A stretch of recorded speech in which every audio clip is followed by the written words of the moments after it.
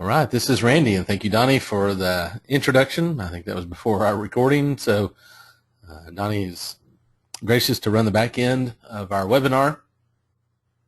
But I want to give today an opportunity to have a presentation about the 7 steps to marketing success. Let me tell you a little bit about what you do see on the screen. And my name is Randy Vaughn. In addition to being one of the marketing twins alongside Donny, which you can find at marketingtwins.com. We tweet, we Facebook, all that stuff at marketingtwins.com. You can find all the links there. But also, as you'll see on the screen, you'll see a logo for Duct Tape Marketing. And if you're not familiar with duct tape, let me give you a little bit of information about that, because it doesn't have anything to do with actual duct tape. But what it has to do with is a system of marketing that's exactly what small businesses are looking for. I guarantee it is, because that's what I was looking for when we began our agency years ago. Duct tape marketing was the guiding force for the creation of our marketing system.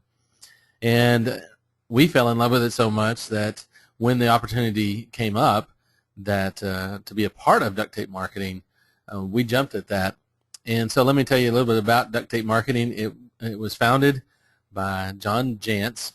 He lives in Kansas City, and John, years ago, a small business marketing consultant in Kansas City, and did some other consulting outside of the KC area. But as he shared the systematic approach to marketing and the 7 steps to marketing success that we'll go over today are certainly a big part of that. The full comprehensive system that is duct tape marketing expands these 7 steps, goes a little bit deeper, and includes some other areas as well. But John began to share that systematic approach to marketing with small businesses, and it resonated. He got more calls than he had time for from small businesses, not only in Kansas City but all over the country. So with some counsel, John decided that it was time to multiply himself, but really multiply the number of people who could share such principles, a systematic approach of marketing with small business owners just like you and just like me. So duct tape marketing was created. Originally, John had his name, I think John Jantz Communication was his original name, but as we all wrestle with our branding at times, John found that people couldn't remember how to spell Jantz. And to spell that, to type it into the search engine or something like that, you had to know how to spell it right, and people would mess it up. And then he just felt like it didn't have the right kind of punch to it that he really wanted in a brand. And so duct tape marketing, as you know, besides you'll hear us talk about even today a phrase called strategy before tactics. But as John looked at the tactical side and some of the efforts of bringing a systematic approach to marketing to small businesses, one of the things that you find is that it's a set of tools. It's kind of like your own toolbox. And duct tape is kind of a tool in its own right in most garages, in most households, because of and this is a key that John picked up on, was duct tape is simple, effective, and affordable. And the tactical approach of duct tape marketing is the same thing: simple, effective, and affordable marketing. And so that metaphor stuck, and now duct tape marketing is synonymous with small business marketing. You may not have heard of it yet, but if you were to go and put in Google small business marketing, you're very likely going to come across duct tape marketing on the first page. John now travels all over the country and in international locations as well, sharing the principles of duct tape marketing with businesses who desperately are looking for something simple, effective, and affordable as they implement a marketing system that really works. And so several years ago, John was looking to expand that network, and we put our hat in the ring and thought because we had implemented this system ourselves in our own business, that I wanted to become a consultant myself. And so after a period of time and interviews and examination and conversation, I was given the opportunity to join the Duct Tape Marketing Network of consultants, and now I'm a certified consultant, and that provides me an opportunity to have ongoing training with the whole Duct Marketing Network, and I think it's like 60 or 75 of us worldwide. And so that brings what we are able to do for small businesses even to a greater level of expertise, because we're bringing experiences not just from our own clients, but how duct tape marketing has helped businesses all over the world. A lot of businesses in North America from all kinds of different industries, and so I suspect your industry has been impacted by duct tape marketing in some way, and some person out there who you might follow on Twitter or Facebook, they very likely may have implemented the duct tape marketing system. So that's what we're sharing today, is the 7 steps to marketing success. And so we will get into that. As we look at marketing, one of the things that whenever we speak, whenever we talk to groups or clients, we always kind of want to start on a good foundation, and that is understanding the definition of marketing. What is it we're talking about here? One time we did this in a presentation. We had about 22 people in the room, 23, 4, 5, something like that. We asked them to write down on a piece of paper the definition of marketing, and it was almost comical. The number, I think we had 25 different definitions of marketing, and probably I think one guy even scratched out his as he listened to someone else give theirs. He scratched out his and wrote a whole nother definition of marketing. So we probably even had 26 that day. Definitions range from it's advertising, and then they go through a long series of words and phrases. And even one presentation, we brought in a textbook from a university marketing course and read off the definition of marketing. And you should have seen the look on these small business owners, the faces. They looked like, staring at us like, what does that mean? An academic definition of marketing should be authoritative, and yet the small business owners in the room had no earthly idea what it meant for them. And so what we want to do is establish a definition of marketing that is simple and practical for you to remember and implement. And so as we look at definition of marketing, we think of this more of as a relationship with your potential customers. So we look at the definition like this: getting people with a specific need or problem to know, like, and trust you. That's the definition of marketing. Now, that does not include all the tactics and all the different tools and all the different channels and all the different things that you might think might be included in that. That is part of the system. As we implement a system of marketing, we'll get to all those. But just at its core, defining what marketing is a relationship. It's not unlike maybe a dating relationship, a nurturing of a relationship that starts with getting people, that ideal client, who you know well, you know kind of their behavior, and you know what their needs are, and you know what their specific problems, as the definition suggests. And now getting them, you're targeting those people with those specific needs, and you're putting them on a pathway to get to know, like, and trust you. So you have to earn their trust. When you're able to do that, and we'll show you this in these 7 steps of ways that you're going to earn that trust.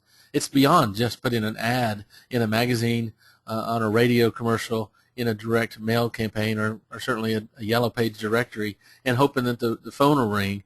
That's not earning trust. That's manipulative in a way at its worst, and probably short-sighted, really, at its best. What it does is it shows that you have more of an interest in a transaction than you do building a relationship with a customer. So getting people with a specific need or problem to know, like, and trust you is the definition that we're going on today. So as we get into understanding how to know, like, and trust, we have to understand that marketing really is, like we talked about, a system. And so we're going to talk about these 7 steps. And let me briefly run through them, and then we'll go into more detail with each one. Strategy before tactics, you heard me say that, so we'll dive into that. We'll dive into something called the Marketing Hourglass, something unique to duct tape marketing, a metaphor that will explain the customer experience and what we need to do with that marketing hourglass. We'll learn to be publishers. You're not just marketers. You're not just business owners. You're now publishing industry. You are publishers of content that educates and builds trust. And as we do that, we'll learn how important that is in our total online presence. As you create this web presence that is comprehensive, we'll look at what that means, and we'll look at how that all works inside what social media is, and really creating a total web presence. The next two, we'll look at generating leads, and I'll show you the three main sources of which those leads come from, and then also how to turn those leads into sales, and how that selling system is really a system in itself. And then the one that we all stumble through the most is learning to live and market by a calendar, and I'll explain what those mean. Okay, so we get right into the first one, the first step. And as the picture suggests, I believe before you get into any tactical approaches to marketing, all the guerrilla tactics that you could do, all the different things, promotional materials, promotional ideas, campaigns you could run, social media tools, all of those things are good and they will be useful. And we'll look at those in your campaign. We'll when you're a client of ours, particularly, we'll explore all the different opportunities. But before we get into tactical approaches to marketing, our secret sauce, the one that will separate you from your competition, is understanding the strategy. Once you know your strategy, your tactics will be much more effective. So let me before I go to step two, let me explain what that is. I probably want to just give a little bit more attention before I move on. Strategy really is composed, and we go through this weeks in maybe almost a month or two with our clients when they implement the full comprehensive duct tape marketing system. We'll go through sessions and sessions on understanding your strategy. It really has to do with basic components such as identifying not just your target market, even though that's a term that we will use, but it's really more identifying what's an ideal target market, an ideal client, identifying who they are, segmenting those out to up to 3 to 5 ideal segments, ideal profiles, personas, understanding that profile, understanding their language, their behavior. Where do they get their information from? We're going to just consume them. We're going to know them in and out. We're going to know them well. We're going to know what makes them tick, and we're going to understand what those specific needs and problems, pains, frustrations, fears of that ideal target market. We're going to know that, and we're going to understand the needs. We're going to know what we do that is unique. We're going to discover some things that we do now that we just never have really sought or thought of as a differentiator, but we're going to learn to market those differentiators, and we may discover we need to enhance our differentiation so that we're doing more than just competing on price. When we're talking about this, we're talking about strategy. We're understanding who it is we're targeting. We're understanding what message we're sending to them, and then we're understanding what kind of core marketing message is going to resonate with their group and make them choose us, make them choose you. So doesn't that sound like a better way to market than trying to just lower your price $5 or $500 every time your competitor does? Strategy before tactics is your secret sauce. The second one is your marketing hourglass. And let me explain this. As you see on that picture on the screen, the hourglass. It's a metaphor. This one includes 7 phases, and we'll go through those 7 phases in just a moment. But if you look at the hourglass, there's actually, in this particular diagram, you can almost see the top part of that hourglass. The sand in that top part does almost represent what we've also called a funnel. Now, you may have heard of the marketing funnel, but we in Duct Tape Marketing believe that the marketing funnel is broken. It's actually it's incomplete, if you'd say. If you go back to that, you almost see that funnel at the top. And we almost want to create a funnel on the bottom too, but invert it. So you create, instead of the shape of a funnel, you shape of an hourglass now, because there's more to it. Because what happens in this funnel is that we get a lot of leads coming in. So you get a wide range of leads, and that represents the top part of the funnel. And as you manipulate or guide or whatever you want to call it, squeeze down those leads, trying to find the right kinds of leads to resonate with, to eventually turn them into customers, and those transactions happen at the bottom of the funnel. that has traditionally always been the marketing funnel. But what we want to do, again, suggesting that the funnel is incomplete. And hold on just a second. I think I've lost my slides here.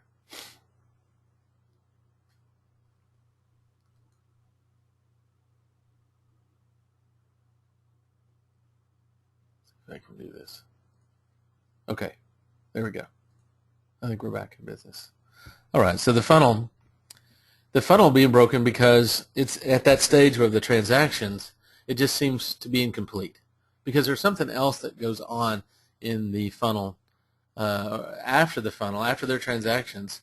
And what we want to do is look at, rather than creating just transactions, it's one thing to grab a dollar from a customer. You know, almost anything, a cheap magazine ad can drive somebody in who has a specific need and drive you into their store, and you've put down money or you paid online for something because you needed something right away. And that is certainly the case. That exists. But better marketing, more strategic marketing, is creating loyal ambassadors rather than just transactions.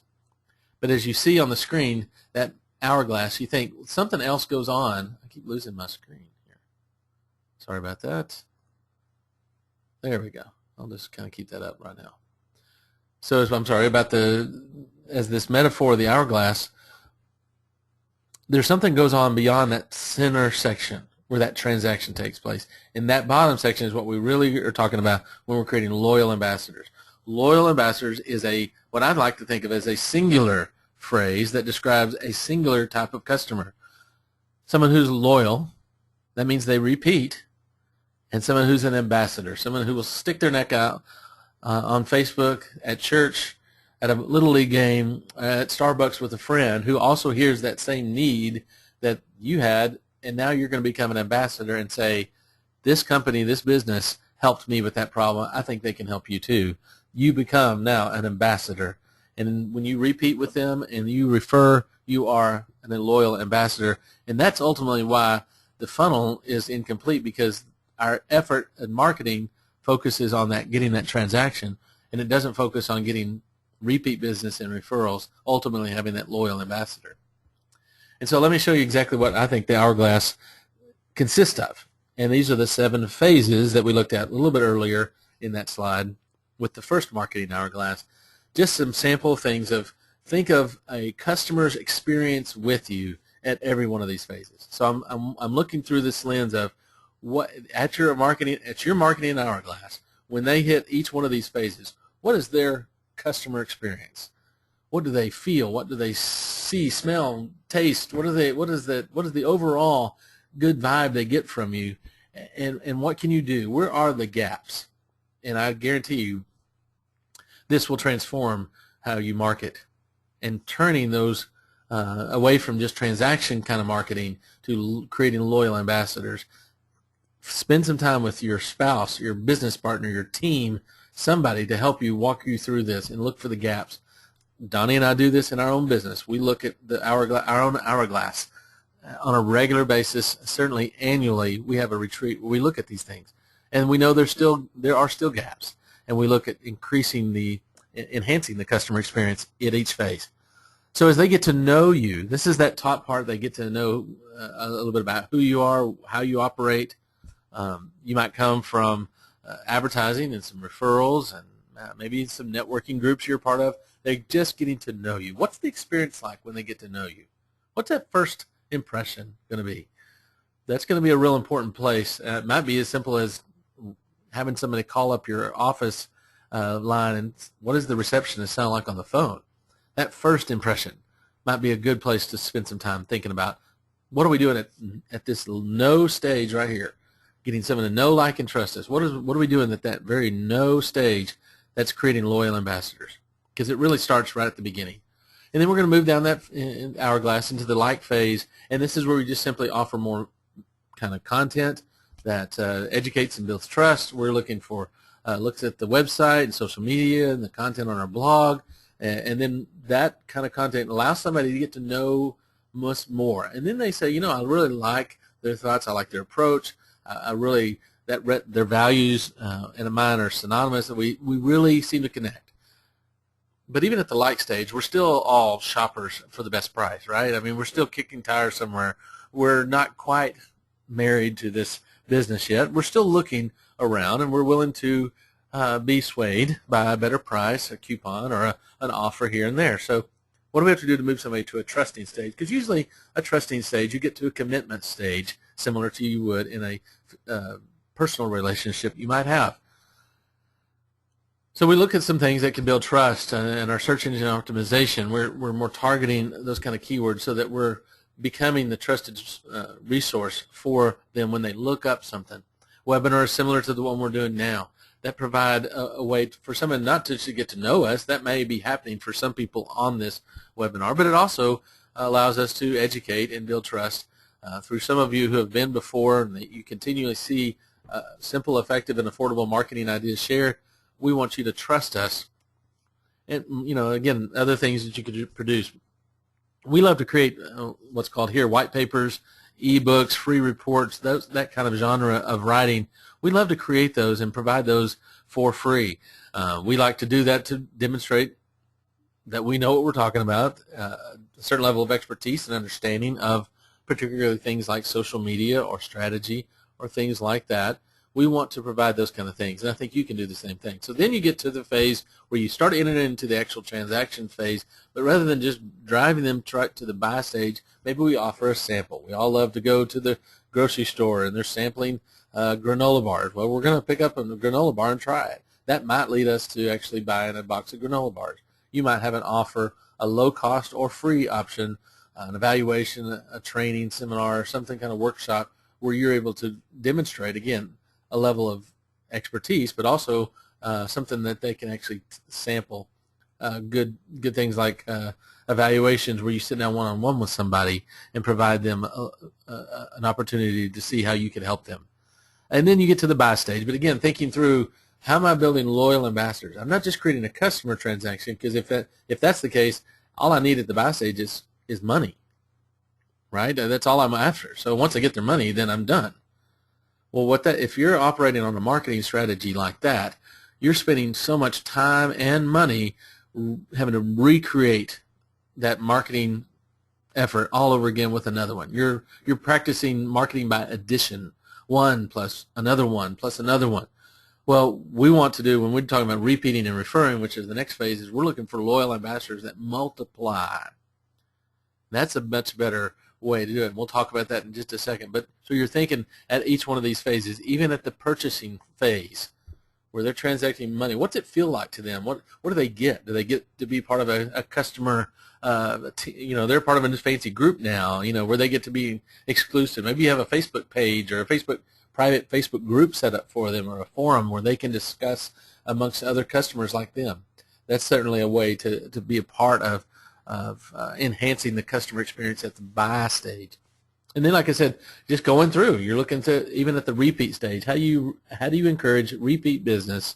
You're looking for ways to cross-sell and things like that, but you're also looking for, if someone maybe is just a customer, but they've really never been that great at repeating with us, never consistent, what can I do besides just cross-selling to other products? Maybe I need to create something else that they, again, based on a need that they have, so that I can help them. Maybe I need to do an annual review with them and look at whatever service you provide for them. Maybe you just say, it's been a year since we worked together. Let's do a complimentary review of where you're at now and where we could help. And those kind of things help to encourage repeat business. But again, the customer experience at that stage is very important. At the same time, it's important to think about referral marketing. What are we doing to enhance referral marketing? What kind of system do we have in place? All these kind of things have internal systems inside of other systems. You need to have a referral system inside of your marketing system. Creating events where you have champions, we call it, where people who often refer, maybe having a party on a weekend or after hours for exclusive customers who have really been a part of referring, and that's going to encourage them to refer more. Maybe you do a program or reward system. You certainly want to make it easy by giving introductions, showing them exactly how you want them to refer, There's a lot of neat ideas that you can do, and that makes up the marketing hourglass. It's all the different phases of marketing. Because this is what traditionally marketing does look like. When you're focused on the transactions, somebody gets to know you, they get to know your product, service, or process, and immediately you're trying to drive them to purchase something from you. That's what traditional advertising has always been about. Let me give you this infomercial, let me give you this magazine ad, and I want you to call this number and pay me. And that's worked, but especially in the day we're living in, where there's so much more information available to the customer. They can get on and Google you, they can get on and follow you on Facebook and see, without you even knowing who they are, very inconspicuously, they can track you and look at you and spy in on you and do all of that they will know more about your business than you probably do, because they have researched before they ever call or come by. That's frightening for some of you, but that's really the way it operates. And so we're wanting them to buy and then say, hey, would you go ahead and tell your friends about us? Doesn't that seem a little bit forceful? You wouldn't treat a relationship that way, to say, hey, I just got to know you, why don't we get married? That's kind of almost forced. You wouldn't go into a relationship with a friend and say, hey, I thought maybe we could just become best friends, and would you go ahead and tell a few of your other friends how great a friend I am? That would seem ridiculous. And it doesn't seem as ridiculous when we think about marketing, but in a way, it kind of is. So as we look to enhance the customer experience, we're looking to step 3 now, and this is publishing educational content. You are a marketer, but you're also a publisher. To create that know, like, and trust, to create that opportunity to provide information that meets a need or showcases that you have the ability, the desire, the same values, you need to publish content, and it can come in all kinds of different ways. Educational content. These are, again, those free reports, white papers, an email marketing newsletter that they could subscribe to. Certainly want to get people into your email marketing newsletter for that purpose, so they can see the kind of content you provide. It's not just promotional content, it's educational content. Education is part of building trust. When we learn something from somebody, I'm more likely to use them when I need them, as opposed to being kind of thrown promotional material at me all the time. I'm just not as likely to pay that close of attention, because it's probably a little bit of a turnoff. Like I said, webinars are great tools, like to showcase maybe expertise, if you call what I'm doing expertise. But if you want to showcase a level of knowledge, maybe a little bit of personality, maybe something about your story that you can share on a webinar. FAQs are great opportunities to showcase your knowledge. There is something about an FAQ page. People are asking you these same questions over and over again. They'll do it on the phone, they'll do it in person, they'll say, hey, can I have you a moment at church and pick your brain about something? These are frequently asked questions. These need to be here's my strategy on FAQs. I tell people all the time, you've got a 3-prong approach to FAQs, and you've already got the content because you know it in your head. First thing you need to do is go create an FAQ page on your website, and then put a link to it somewhere so people can easily find it, so when they come to your website, they're getting educated. They don't just come there to find your phone number and say, make an appointment or buy now. You provide an opportunity to say, frequently asked questions, ask me anything, and here's all the answers. So you actually write down all the short answers, again, key, short answers, and you leave them wanting a little bit more, because you will then break down, let's say you have 25, this is crazy, well, let's say 24 for the sake of the calendar, 24 frequently asked questions. I bet you could come up with those. 24 frequently asked questions. You give short responses, and you create a 1-page on your website with a question and an answer. Brief answer. Now you've got 24 unique blog articles, blog posts to write about. That's 2 blog posts per month, simply based on your FAQs. That's easy content right there. You could almost sit down in, maybe not one setting, but over a month, maybe taking a few of those questions, maybe 6 of those questions every week. And by the end of the month, you've got not only the 1-page FAQ, but you've written 24 of your blog posts for all year long. and you've just got them stored up ready to go. 24 easy blog posts. You should never be hurting for information if you think about that. And then what I'll do is go to the third level after you've provided the one-page FAQ page. Then with the short answers, the blog articles now become a little bit more of an opportunity to expand beyond just maybe 100 words. You can go into a 500-word response with some bullet points and maybe a diagram or something, an image in your blog post. But now you take that same information, you take those 24 blog posts, and now have somebody work with you in turning that into a full white paper. Maybe you can break that up and say, here's part 1 and part 2. Or maybe you could go much, if the FAQ, if the 500-word blog post is not enough, you could turn 1 or 2 of those and say these are the 3 most common problems you'll face when you deal with this problem. And you could create an amazing amount of content just based on the FAQs. Content that builds trust, again, you've got things like social media is really good building trust because, again, somebody can follow you on Facebook and they can see the kind of things you talk about and your personality. They might see things they don't like.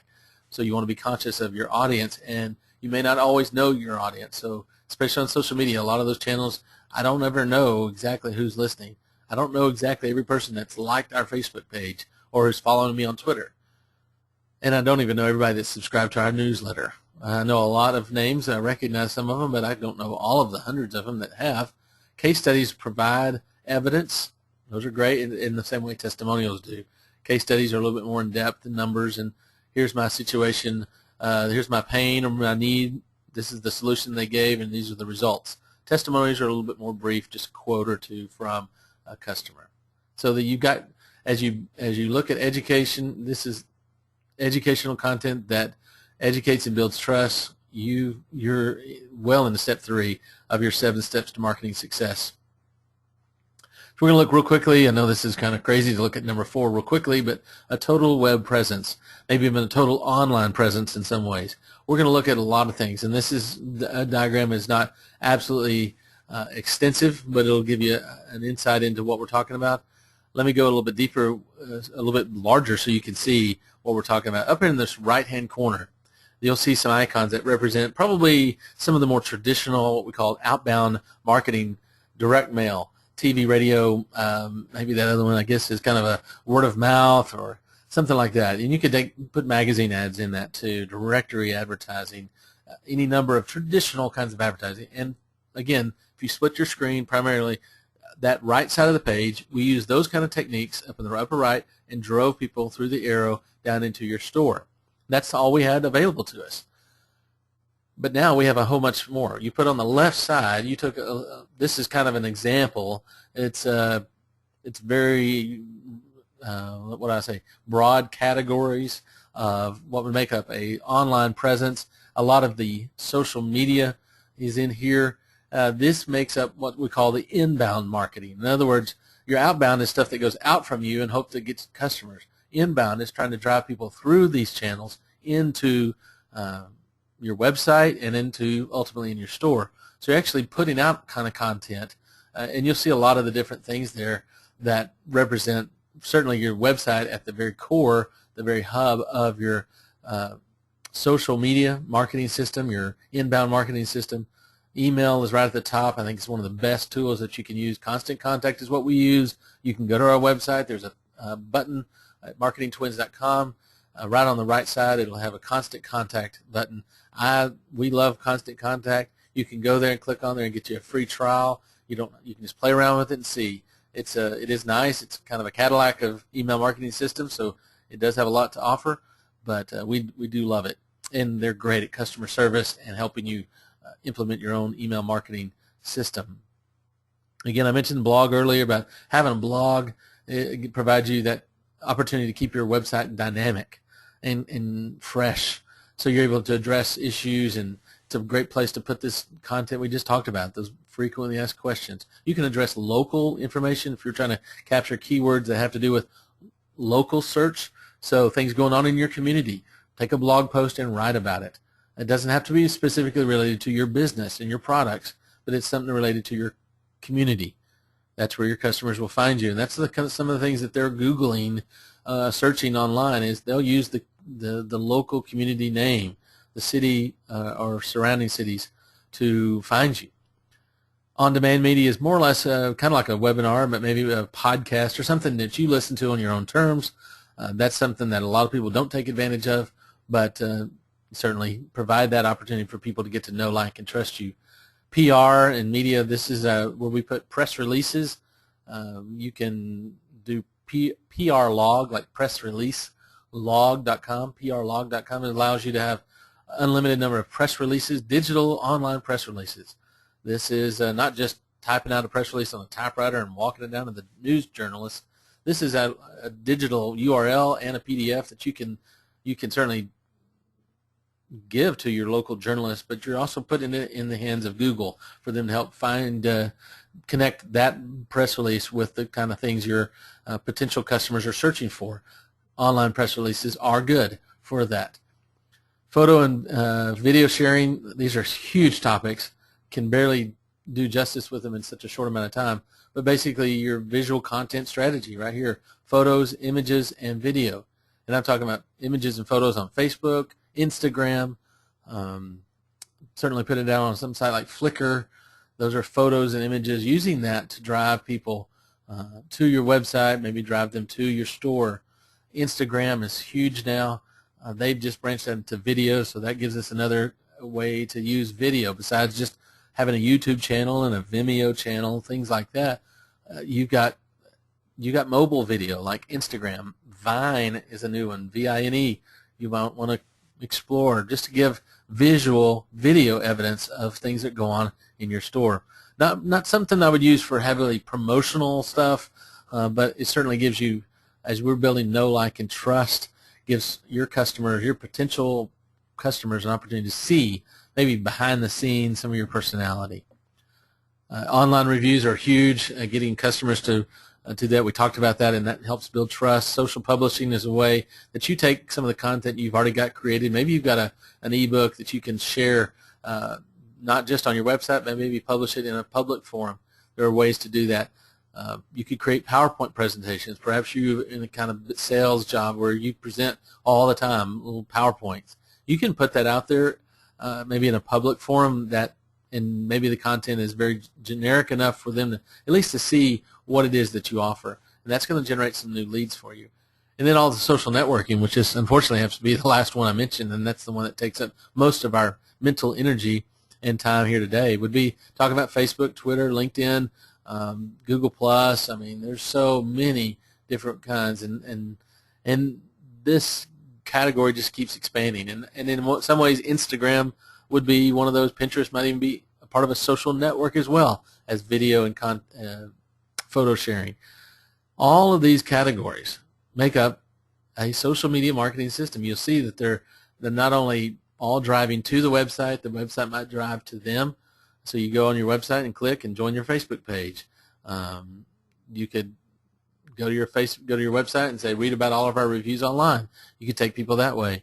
But also you see another circle that those are interconnected, and I think that makes up an incredible smart marketing strategy. And you see how this whole left side of the system drives people back into, you can do a integrated campaign with your TV and social media, as well as it can drive people into your store, because through the social media, and even using the comprehensive approach of maybe taking a direct mail campaign and really driving people, rather than saying call or come by or click this coupon, maybe looking at a very targeted direct mail campaign and say, I want to take you on a journey, a stepping stone, and I want you to walk through our social media system and get to know us, download this report, and join us on Facebook and follow us, and then come to our store when you're ready. You could walk somebody through that, and that may sound so, kind of flighty and everything, but I guarantee it works. And for some of your customers, not everybody who reads an ad, gets a direct mail piece, is ready for new brakes on their car, or is ready for you to help them with their software, or to buy a house. They're not all ready for that. But you send them that kind of stuff, and they're not ready, and then they throw it in the trash, and you're done. But maybe if you could entice them to get into your social media system, maybe they might become customers later on. I'll give you an example. We had a conversation with somebody about doing some comprehensive implementation of the duct tape marketing system in their business. It was going to take about a 12-month He had a couple of businesses that he wanted to run it through, and so it was going to be pretty extensive. It was going to take us about a year, and the investment was significant enough for him to say, I need to wait. I'm just not quite ready to pull the trigger. We met again, just not quite ready yet. And we were hearing from him regularly, and then all of a sudden he just dropped off the face of the earth, and we thought, well, goodness, I guess he's not interested anymore. But he was in our email marketing newsletter. And again, I'll take this traditional face-to-face conversation. We got him into our database. He started getting our email marketing newsletters. He started following us on Facebook. And our once a month email marketing that would go out. One day, about 10 months later, I get a phone call and said, hey, I just got your email. I think I'm ready to go now. And I didn't even know he was still even looking at us, but he said, he just needed some time. But then he came up to the point where he was ready. He had the resources. He had the commitment, and we were top of mind. And so that's how that works. That's a total online presence. Okay, real quickly, the step 5 is your lead generation trio. You need to have ways to generate leads, and one of those is going to be advertising. You have the most control over your advertising than in just about anything. You certainly don't have a lot of control over your, reputation on Twitter. That you certainly don't have that, but you do have a control over your advertising. But rather than, again, the traditional advertising that just moves somebody from getting to know you to buying from you, you want to take an advertising approach that is very targeted, laser-focused advertising, and then drive them to your website. Thinking back to this little diagram, driving them from the advertising into your social media system by giving them what we call a two-step approach, and that's the picture there, the Texas two-step, giving them a direct response. They've got a call to action. So it's not just a traditional ad where the phone number is a call to action, but again, they're not all ready to make that phone call, but they might be willing to say, if you're a mechanic, they may not have need for brakes or engine repair or tune-up today. Even though you might offer a real enticing coupon, they may not be needing that today. They're still several thousand miles away from an oil change or a tune-up, but they might go to your website and download a free report called 5 Ways to Save Money at the Pump. Well, now you've got them into your database of email, and now you can continue to email them on a regular, consistent basis, where when it is time for them to have replace their brakes, then they will probably call you because you're top of mind and you've been educating them and building trust with them. So that's advertising. Public relations is another thing. We talked about press releases already. I won't go into great detail here. But again, using advertising to generate leads. Leads can come into your database. They can come through your email marketing database.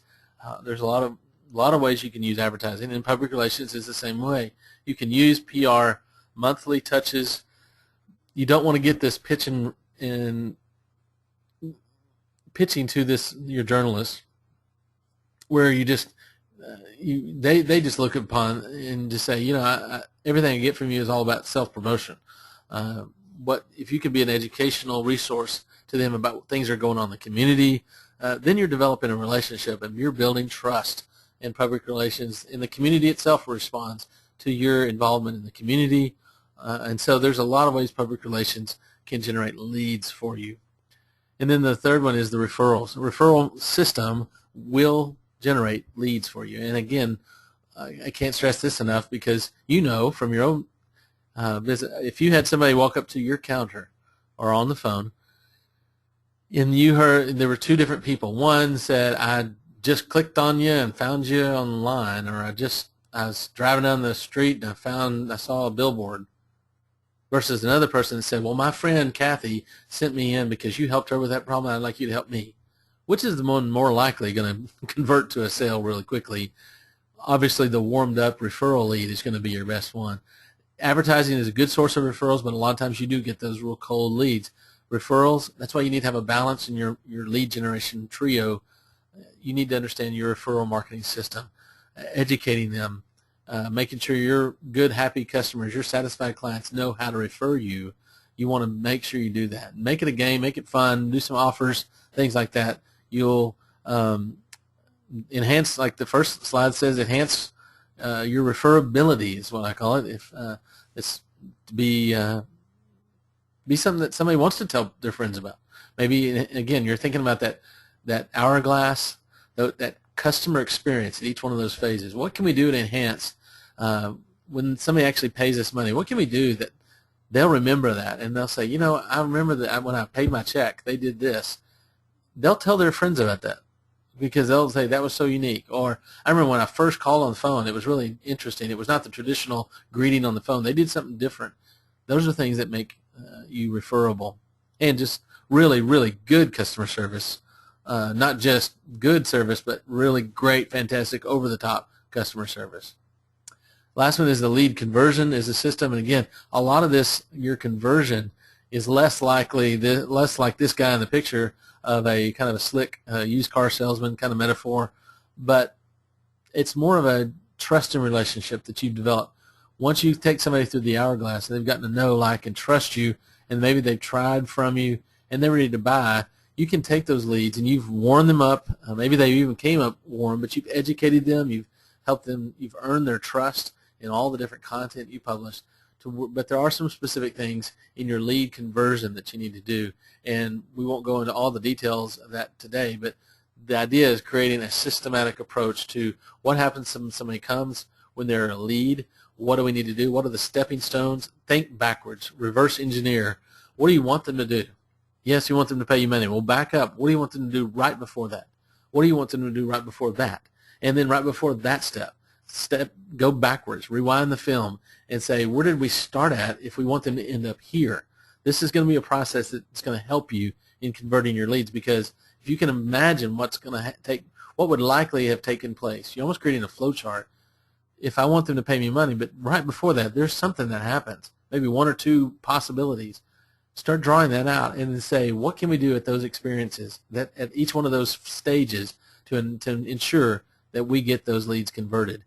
I think that's going to transform a lot of your marketing. And then the last one, this is the guy that looks like me, I think, juggling lots of plates. I don't wear a blue blazer, but is that bunny rabbits on that picture? Yeah, but certainly spinning all kinds of plates. Man, we're all busy. And as a small business owner myself, Donny and I wrestle with this all the time. We have a calendar, and we learned this from Duct Tape Marketing, that you can't wait till Friday afternoon at 3 o'clock when maybe the phones die down, or maybe it's Monday morning when the phones are slow on your end, or whenever it is that you've kind of starting to wind down, and you say, you know what, I've got an hour or two here. Let me go through all the mail that came, and oh, there's a promotional piece. There's somebody wanting to sell me an ad or something like that. And yeah, let me write a check real quick, and I'll see if that. How many of you have done that before? Or how many times where you've been wondering, how am I getting new leads in? And then somebody walks in with a big promise of 1,000 new leads, and transform your business, double your business, and you don't have a strategy, you don't have a system in place. So what else do you have to do except you're kind of at their mercy, and you feel like if you say no, then they're going to laugh and say, well, are you going to change anything? So what do? You kind of shoot from the hip, and you toss money at whatever the latest whim is, or fad, or slick salesman that comes in.